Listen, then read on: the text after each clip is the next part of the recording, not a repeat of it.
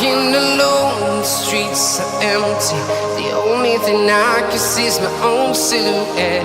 I'm getting stronger, step by step. The clock is ticking, but there's no time for regrets. I've been flying from town to town, from London to Taiwan. I've been all around. Hello guys, thanks for joining me, Roy on the road. I am in Churchtown in County Cork, Ireland, and I'm on a bit of a pilgrimage, or at the very least I've come to pay homage to the man, the person who led me to move to Ireland. Next month I will be Irish resident for 25 years, the bulk of my adult life. Gotta say, honestly, the best move I ever made. No regrets whatsoever. But what was the catalyst, the thing that said, right, that's where you need to be? Well, it was a documentary I saw in 2000, and it was about Oliver Reed. And after I watched the documentary, I booked a flight to Malta, and I went to the pub in Valletta, which is where Oliver Reed, the famous actor from Hannibal Brooks, Gladiator, and many more. Oliver, he had a great career. Drunk his last pint. Yeah, he was arm wrestling after an absolute mountain of drink on him with some guys off a Royal Navy ship, and his heart gave up. After I left Valletta, I moved to Ireland, and I mean, I moved here on spec, sight unseen, and it was purely down to the one documentary I saw about Oliver Reed and a message in it that the people are different, and he found his people. And I certainly did do this when I moved to Ireland. So I am going to visit two places where he's buried and where he used to enjoy his drinks. He liked a lot of drink, did our Ollie. Hope you enjoy the video, guys. So I'm in a bit of a quandary. Do I go and see Ollie's final resting place, or do I have a pint first? I think he'd prefer if I had a pint first, so that's what we're going to do.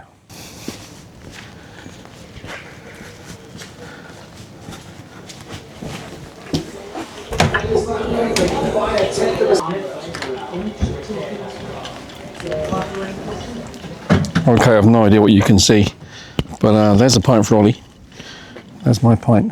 You'd be shocked when you see where Oliver's buried, and it's behind this van.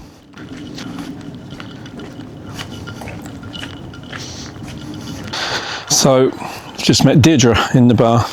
Absolute wealth of information which I'm going to share with you shortly, but I want to thank her. She didn't want to be on camera. She told me some fantastic stories, and yeah, kind of spine tingling. Indeed, it was his wish to be buried here, and I was just told why. That's why he wanted to be buried there. He used to sit there every evening in the crow's nest, and he was amazed with it, how they all get their own perch in the trees. And he said it only means that I'm going to be buried there. And the amount of drink that's after being spilled over him, people come in and get drinks taken over him. What, like me taking that pint over? You were taking it over? Yeah. That's what they do. Idiots. Looks like I'm not alone in thinking of you. So, let's put this down here for you.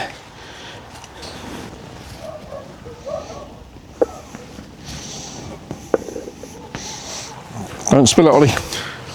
And one last thing. Cheers. Never got to have a pint with you, but here we go. He made the air move. Wow.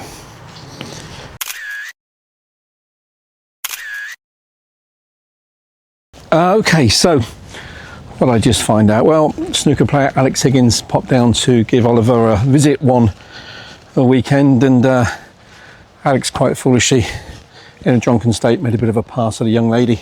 I used to work in the Crossroads, the bar in the road, which Ava's family used to own after whoever.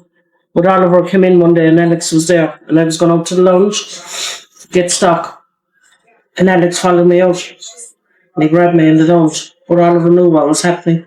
Oliver came out and he beat the shit out of us. And Alex Higgins never came back to church on that. Wow. Horrible man.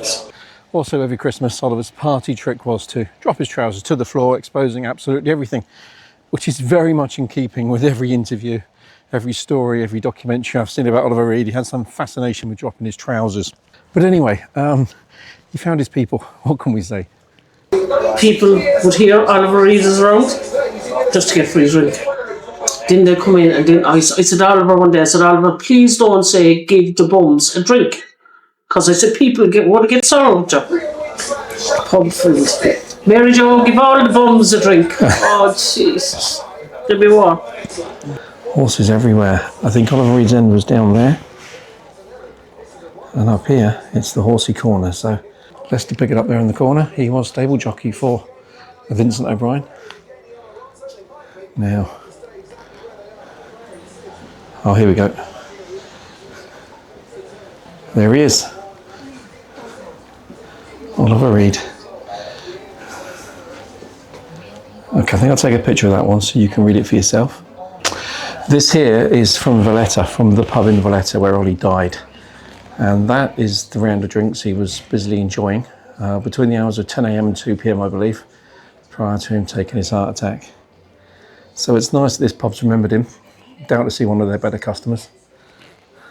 Yeah, I was looking at stuff there a couple of months ago, but the night he was on the Late Late Show and he was drunk. Not seen it, I have to watch that one. He was polluted going into it. They had to cut the whole show and everything. He didn't care. He didn't care. I was just saying to Eva, when you mentioned Oliver, I got a postcard the day after he died. He sent it to me from Malta. And my mother only found it yesterday. Really? Yeah. Keep that. That's special. That is special. Vincent O'Brien. So Vincent O'Brien is a legend in horse racing terms in Ireland. He was multiple champion trainer. Famously won races at the Cheltenham Festival. Pioneered flying horses to the races. And they certainly have done him proud here. But also in Churchtown, a Derby winner was born and trained.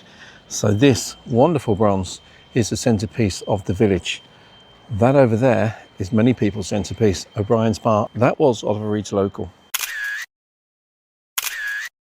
So I'm going to read from Wikipedia here. In 1997, Jerry Murphy left his job to concentrate on the redevelopment and renewal of his home parish of Churchtown in County Cork, where he bought a derelict premises which he restored and opened as a holiday hostel and bar, calling it Boss Murphy's. No biggie, I suppose. Lots of people open up a bar, but Jerry Murphy is something a bit different. Probably one of Ireland's best known entrepreneurs. He wrote a book in 2014. I'm going to quote again here. In 2005, he founded Great Gas Petroleum with seed capital of €3,749. Within 3 years, he turned that into 100 million. Subsequently, I think it was 2014, wrote his book, The Accidental Entrepreneur, how he turned €3,749 into 100 million. What a story. And it seems he was a bit of a hero for the town before he made that money. So fair play to him. I understand he's also done a lot to keep this place tidy and redevelop a lot of rundown places. So in addition to Oliver Reed, Vincent O'Brien and a few other people, Churchtown has got Jerry Murphy to thank for a lot. Any idea why he moved here? He got the map of Ireland, Yeah. stuck a pen in it, and it landed on Churchtown. And that house was for sale at the time, and that's why he bought it. So that is it. Down that road behind me, that is where Oliver Reed lived and spent his final days prior to checking out in Valletta, Malta. Now guys, if you decide to make this trip yourself, be aware that there is not Oliver Reed's former home. It's incredibly similar, and when I went through images and pictures trying to identify it, I was led to believe Shutterstock kind of suggested that was it, but it's not, okay? As you can see, it's very similar architecture, and I dare say it's made by the same people. But no, that is not Oliver's place. It's down the road. Welcome to Cork. And you know what? Oliver Reed was mad into his horses as well. He was mad into his horses. And there's pictures of him outside his home here in Ireland with his horse and Broom Hall, which was his mansion in the UK. and he bred his own horses from there. So another random Ollie fact. All right, guys, so stop the press. Deirdre, the woman I met at the bar, and it is verified she was on real good terms with Ollie, and she showed me a few recent pictures of his son that she received on WhatsApp. She was a hive of information. She not only told me where Ollie used to live, but she also passed on details of another pub which he used to drink in, which is nearby, and there's a few pictures on the wall of him. So I'm going to head there. Apparently he used to go up there and walk his dogs quite often and stop in there for a few scoops. Oliver Reed. Crows and rooks this time of night. That's kind of bizarre because I've never seen so many. This is like a scene from The Birds. This lovely little village is called Doneraile, and this is the bar, Ollie's bar. This is where he'd come when he was walking his dogs as a park just up the road up there, and he would come in here. So I'm looking forward to this one.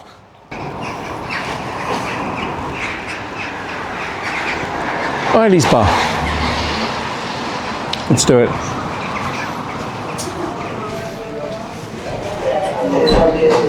Oh yeah. Look. Straight away. Straight away.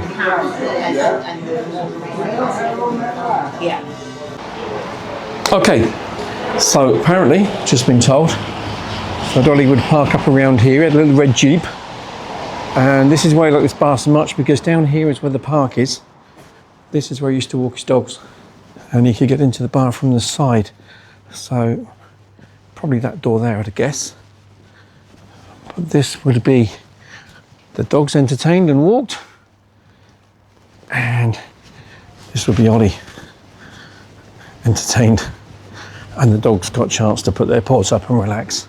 This was a second popular watering hole of Oliver Reed. Oh, Oliver, you did find a funny pub, didn't you? There's Bobby Sands. There's the 1916 uprising. Just like myself, he was here for a pint and a bit of good company. So that's me done, dusted. Yeah, more people that remember him fondly and said, yeah, he used to pop in. And even if they couldn't remember and they were, you know, in their late 20s or 30s, they'd heard the stories. Did Oliver Reed have a secret lady friend whilst living in Ireland? Well, officially he was on his third wife and very happy, but don't know. Don't want to start some rumours and speak ill of the dead. But at the same time, if he did, I wouldn't be surprised. I'd probably be full of admiration for him, the life this guy led. Anyway, listen, thanks for joining me, guys. Hope you enjoyed the video. I've got to make my way home now, 2.5, 3 hours, but this was long overdue, and Oliver Reed, thanks again for giving me the incentive. He's the reason I moved to Ireland, and I've no regrets. And I thank him for, at the very least, that documentary. Until next time, guys, thanks for joining me. Hope you enjoyed the video.